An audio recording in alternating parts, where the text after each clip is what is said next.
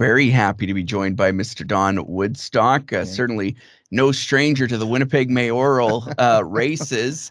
How many times have you ran for mayor now? And, Twice. This is my second time running for mayor. And so why? What's driven you to run for mayor?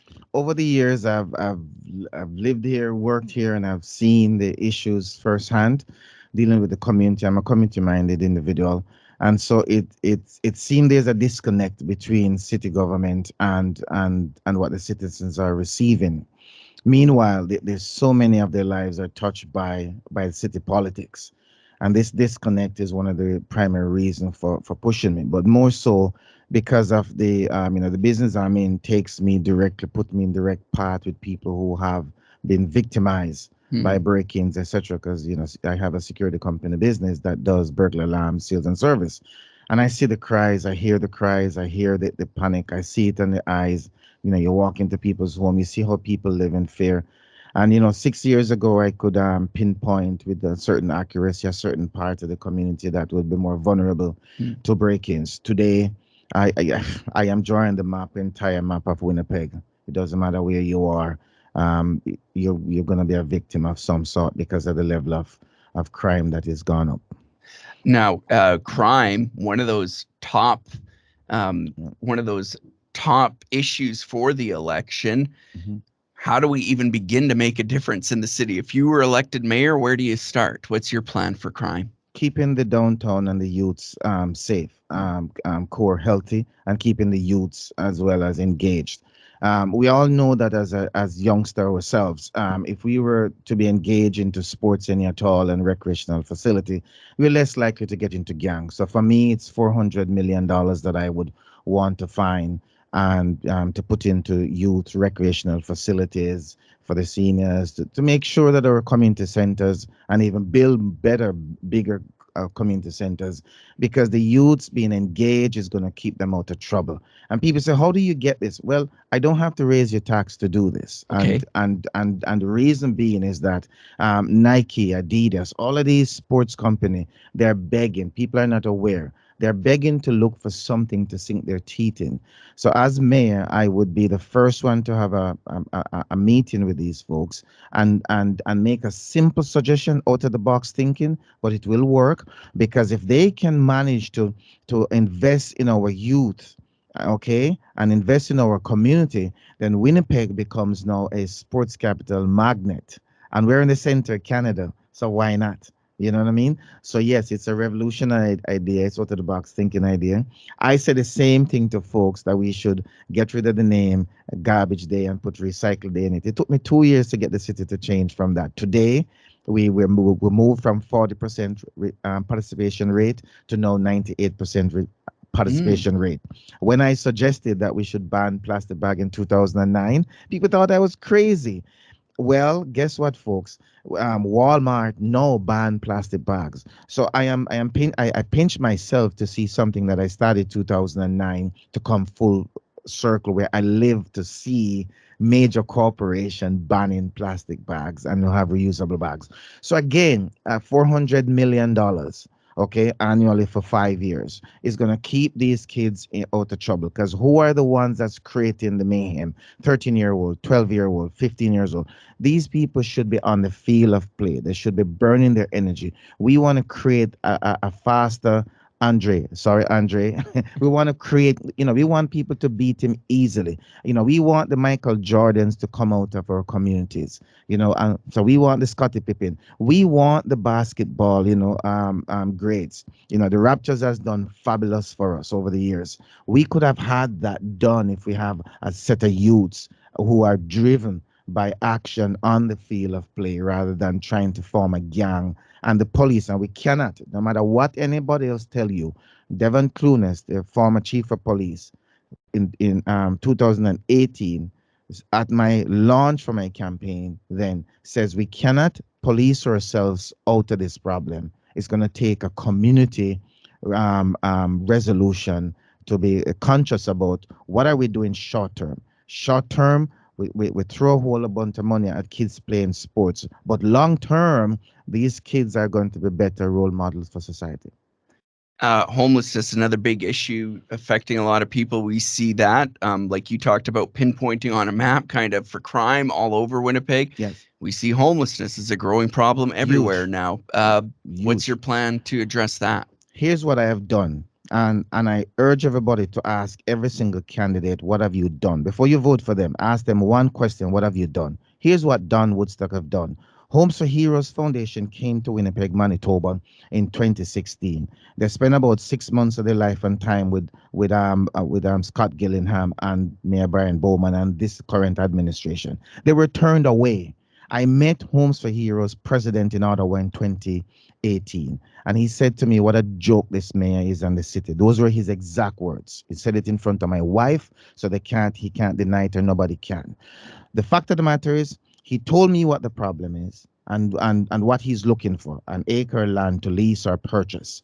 Well, I came back here and I contacted Tommy Prince Jr. And Tommy Prince Jr. and I went door to door and we petitioned the community of Battery Street, where the Sergeant Tommy Prince Memorial statue is right now. The land is sitting empty there. At the east side of it is Flora Place that was taken off a little piece of it for seniors home. And we asked for the west side of it, just 1 acre, so the Homes for Heroes could have a place that they could build. Well, we went to City Council with the presentation in 2018. Nobody, and I mean no councillor, would pick it up. After the election, I could have gone about my business and focused on my business. And I still went and pushed and shoved. I called everybody that would listen to me at City Hall because I wasn't elected. And then one person listened to me, Kevin Klein. Give him credit as much as he's my competitor, Yeah. but you got to give credit where credit is due. But what Kevin Klein failed to mention, if I did not insist, okay, that Homes for Heroes sit down with Kevin Klein, I invited Homes for Heroes back here in Winnipeg to sit down with Kevin Klein, and they came at their own expense, okay, sat down with Kevin Klein. Today we have Homes for Heroes building because of what I see, something that I intended to do. And I take it a step further. There is a housing model in Toronto, home equity program in Toronto, that has been doing very well. They have over 10,000 units already built. I sat down with them and I learned about their program. And as little as $800 a month, if you're paying rent, these guys have a program using existing funding model to put you in a home. It is out there. Problem is, we have bad politics in Winnipeg, Manitoba. We have a set of folks who want to control and manipulate the narrative. So the political class, and so if they don't come up with the idea, they don't push it, and that's what I call bad politics. So for me, I'm saying to the general public, talk is cheap. I have presented alternative for this problem to be solved. 2018, when I said I want Winnipeg to be the eighth city in Canada, which how much? Eighth, not the first, second, or the third, the eighth city in Canada to look at ending homelessness. Zero media coverage. Why? Because the political class wants us to still think that the model that they have to end homelessness or the model that they have to tell us that we have poor people on the street. Here are the facts. Seamus Reagan at that summit in 2018 told a group of folks, 250 of us, which I was included, that says that Canada spends $3.2 billion annually on homeless initiative. And if Canada was to take everybody off the street and put them in a home, provide services for them, Canada would save $1 billion. I stopped him. And I said, wait a minute. No, stop. Wait. I'm from Jamaica and I'm from Winnipeg. That math don't make no sense to me. Explain, Mr. Minister. And Seamus Reagan repeat his statements to me. And I said to him, thank you. So here's the facts. Everybody who was running around spinning their tail about helping homelessness, you're either very naive about the facts of homelessness, and then they're going to call me naive and tell me that maybe they're going to call me racist too or whatever. But here are the facts. If you're out there helping homelessness, if you're out there telling people you're working hard to help homelessness, it is cheaper. Listen carefully. Cheaper to put people in a home, provide services for them, than leave them on the street. Then why do we have people on the street? Why? Makes no sense to me. My math don't compute that way. Their math does, because they want to convince you. A GAPI table, budget. $700,000-800,000 a year. Shalom mission budget is 12 million, 12, 14 million a year. What's the difference? What's the difference? You have one organization where the CEO makes $250,000 a year to manage. Hmm. One organization, the CEO make $11 an hour. Why? Why? Homes for Heroes, for people that don't know, by the way, organization that provides small, tiny homes to homeless veterans. They kind of Yes. make like a little village. Yes. They've got, lots of care options right there for them, Absolutely. And they right? rehabilitate folks to put them back into the workplace and put them back into society. So they're not just take them off the street and give them a house, you know. Right. It's a complete package. And I said I would love to 2018, 4 years ago, I said I want to take their model and expand on it. Okay. I would love to take their model and expand on it. Nobody bite on it last time around. I insisted Kevin bite on it now. And the only thing I would say to Kevin is that, Kevin, you should have at least mentioned, you know what? Thanks to the insistence of Don Woodstock. Because if I didn't insist about it, nobody would hear about Homes for Heroes. Because this administration, Mayor Brian Bowman and Scott Gillingham, they turned them away. Turned them away. Okay. And Scott Gillingham, especially Scott Gillingham, who is a ordained minister, he more than anybody else should take that model and go, I want you here because I see people on the street. Under Scott Gillingham and Brian Bowman, there are 6 people who died on the street homeless. Died. One death is way too much. And given the fact that it is cheaper to put them in a home and provide services for them, what Scott's doing, being finance chair for an organization that turn away Homes for Heroes from the city. And the man is an ordained minister. Like, what happened? Do you feel that's something that could start to happen quickly if you're elected mayor? Like, you find property, get little homes and things like that, and the services, or how long of a process would this be to start turning the tide? 100 days after I elected office, there's nobody will be sleeping in my bus shelters anymore. Nobody. There's enough empty buildings around to retrofit. I know for a fact, okay, that if I retrofit, and it's just because of bureaucratic red tape and nonsense, I can retrofit. Think of it this way. I am going to declare, okay, that we having the Olympics coming 100 days after I take office. See how the streets are cleaned up. Huh? See how the homeless people are out of the way. See how the bus shelters go back to where they were. You want to bet? So anybody who's out there who's thinking that, oh, this is a big complex of the problem. No, no, no, no. Hang on a second, folks. Don't be fooled by the gimme and the nonsense. Okay? Because if the Olympics was coming here, nobody would be sleeping in those bus sheds. Where would they go? Yeah. They would disappear, poof, magic dragon, and they're gone. No, they would find somewhere for them. We can do it. What we lack is the will to say, listen, this is what we need to do. And I don't understand how an ordained minister like Scott Gillingham is not incensed by the fact that we have people sleeping on the street, homeless, and it's going to get cold. And people can't even use the bus shelters. People are shooting up in the bus shelters, having sex in the broad daylight in front of kids. But why? Why do we get here? How did we get here? We got here because we had an administration who say he's an indigenous man, which is Mayor Broman, because he said he is. Okay? And yet still he watched his indigenous community. 70% of the people who are doing this on the street are not from other nation. Yeah. And I know some people out there going, oh yeah, there you go blaming. Like, guys, let us just be honest with ourselves, okay? We have to be honest with ourselves in order to solve a problem. And to be honest with ourselves, we said, listen, we want to help everybody. Black, white, pink, blue, yellow that is on the street. Anybody who is on the street. But for an indigenous leader to sit there and say which is Mayor Brian Bowman said he was indigenous, and sit there and watch the people that he say he's kingship to get more and more and more down to the down the scale of the ladder. Something is wrong.